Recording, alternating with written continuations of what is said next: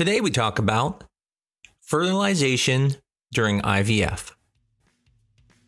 I'm Dr. Mark Amos, and this is Taco Bout Fertility Tuesday.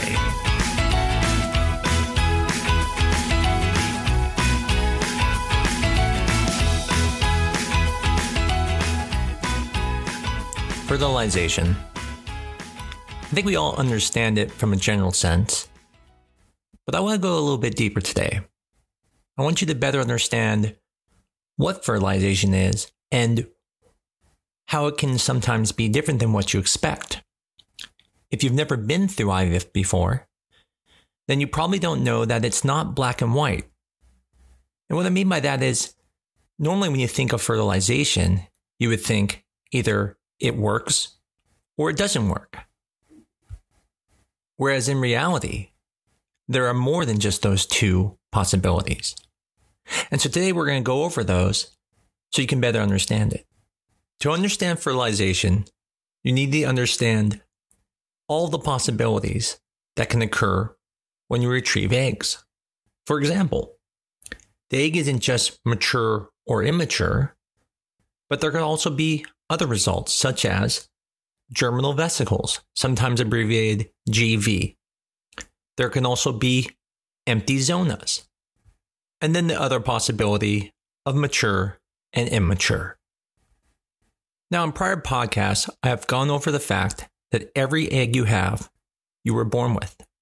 Matter of fact, around 18 to 20 weeks within your mom, you started developing the eggs. And when we talk about gametes, such as sperm and eggs, they go through a different process than the rest of our cells. The rest of our cells undergo a process called mitosis to divide, whereas gamete cells undergo a process called meiosis. Now, unlike sperm, meiosis is a continuous process in men. But in women, what happens is that when you're in your mother's womb, the eggs go from that GV state and start the process of meiosis, and they stop at the prophase stage of meiosis 1.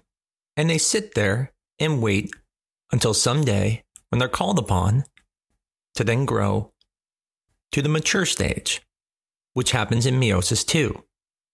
When you're taking medications to force those follicles to grow, there is an association between the size of the follicles and the estrogen levels that tells us that the eggs are likely mature. When you take the HCG shot, it causes the egg to change from meiosis 1 all the way to metaphase of meiosis 2. At this point, the chromosomes are spread across and are able to join with the sperm DNA. It is at this point of metaphase in meiosis 2 that eggs are considered mature. Why this is important is you can put sperm with eggs that are immature. You can put sperm with eggs that are GV, but they will not fertilize because they can't. Some clinics will only fertilize mature eggs when using the process called ICSI, intracytoplasmic sperm injection. Other clinics will fertilize the immature eggs and hope that they'll fertilize overnight. The other thing people will do is they'll grow out the GVs in the immature eggs for a day to see if they mature to then fertilize later. Now, although those sound like great ideas to save every egg, keep in mind the quality of those embryos usually aren't as good when you're doing it later, but they can still be great and cause pregnancies. So when someone gives you your fertilization report, what they are giving you is how many fertilized when put with mature eggs. I have many patients who will say to me, I had 12 eggs, but only 6 fertilized. And then I explain to them, well, you had 12 eggs, but only 7 were mature and 6 fertilized, which is actually very good. So it's important to understand how many fertilized and how many were mature.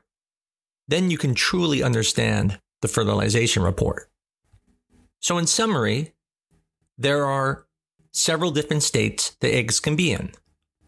The first is a germinal vesicle, which is a very, very immature egg that hasn't really undergone the full process of meiosis. The second one will be an immature egg that has started the process of meiosis and is building up, such as when your follicles are growing, but is not mature yet. The third would be an egg in the mature state, which is now able to be fertilized. And the fourth state would be an empty zona. Now, what an empty zona is saying when they look at the egg, the shell is there, but there's no nucleus in it. And that means either the egg was fragile and the contents spilled, or there is even a rare syndrome called empty follicle syndrome, where all the eggs look like this. That is extremely rare, and that rarely happens to anyone. So now that we discussed the only eggs that can be fertilized are the ones that are mature, and that yes, you can grow out the GVs and immatures to a mature state. The next question is, what does the report mean? Because again, now you would think, well, if they're mature, they fertilize it, the immature, they don't. But in reality, there also are other points here. For example, you can have abnormal fertilization. Now, what does that mean? Abnormal fertilization is when the egg and the sperm get together, but sometimes things don't work correctly. Now, to understand this, you have to understand what we look for. When you look at an egg that is not mature, what you will see is it won't have these things called polar bodies. Polar bodies are the pieces of DNA that are pushed out of the cell when the cell is splitting unevenly, where the egg keeps most of the contents and it pushes out a little piece of a DNA cell so it can split unevenly. When there's no polar bodies, we know it's immature. When there is one polar body, we know it's mature. When you fertilize, what happens is that the second polar body is made, and then you get union of the egg and sperm. And what you see inside the nucleus are things called pronuclear cells. The pronuclei, what they look like are these little round circles in the middle of the egg. Now, you expect to see two of them because there is both the sperm DNA and the egg DNA. And usually that shows up somewhere around 16 to 22 hours. Sometimes you can miss that window, and it doesn't mean the egg didn't fertilize, but you wouldn't know if it absolutely fertilized because you didn't see the pronuclei. Now, when you get your fertilization report, they may tell you that there are some that didn't fertilize. If they didn't fertilize, then that means the polar body will be 1 because it's mature, but there will be no pronuclei. That's an egg that did not fertilize at all. If they say they fertilized abnormal, then what that means is that there are 2 polar bodies, but that when they looked in the nucleus, there was either no pronuclei or there was more than 2. Now, more than 2 pronuclei are going to be where you have what's called triploidy, where you have multiple pieces of DNA in the nucleus that can lead to problems down the line. And so those embryos are usually separated and are not transferred. Now, 0 PNs have 2 fates to them.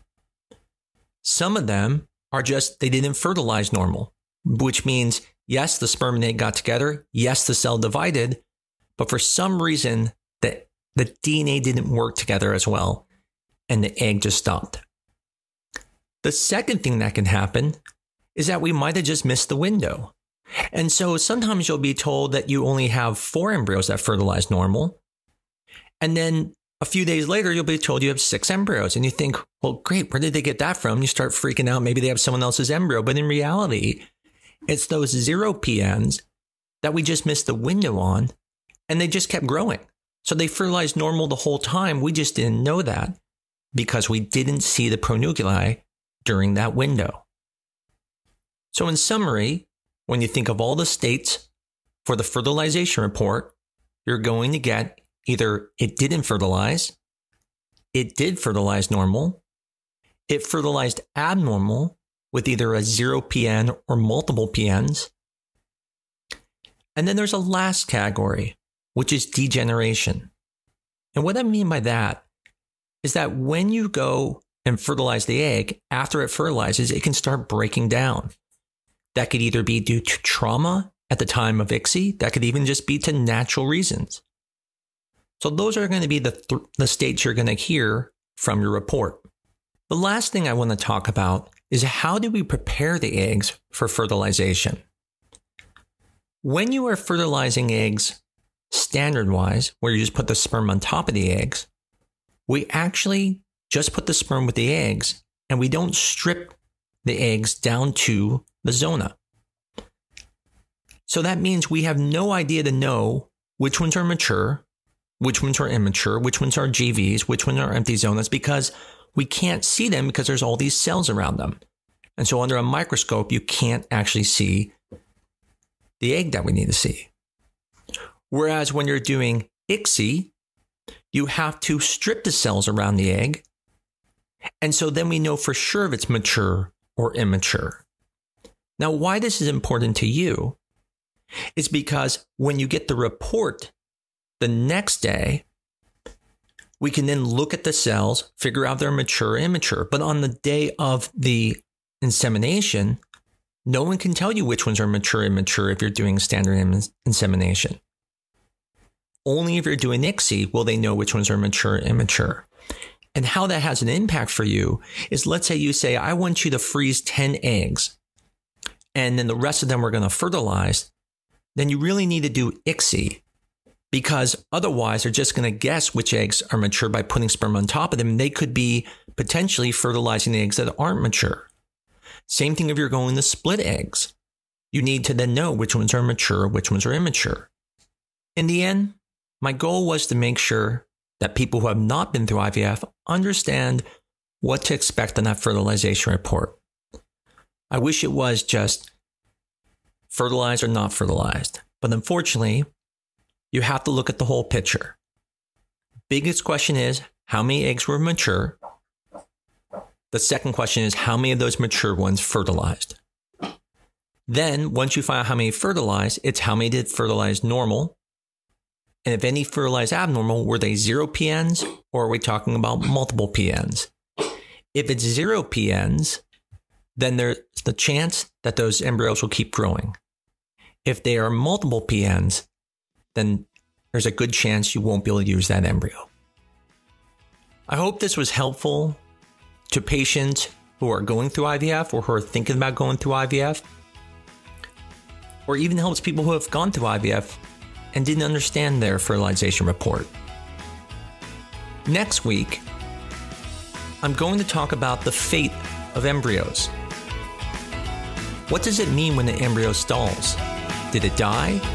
Why can't you freeze it and save it for the patient? All this next week on Taco Bout Fertility Tuesday.